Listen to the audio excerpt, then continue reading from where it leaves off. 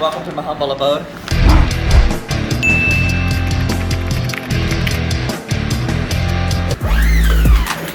Alright, so there's some screws there. The leak happened here. This pipe, the sleeve, was leaking out water. There was an island here, and it just spread everywhere. This is the kitchen. It went into the living room, pantry,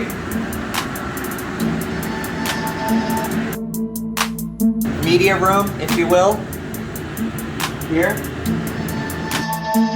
This was like the library slash guest room. And we had to remove the floor, we had to remove drywall and all the affected areas. And this is basically where we're at as we stand.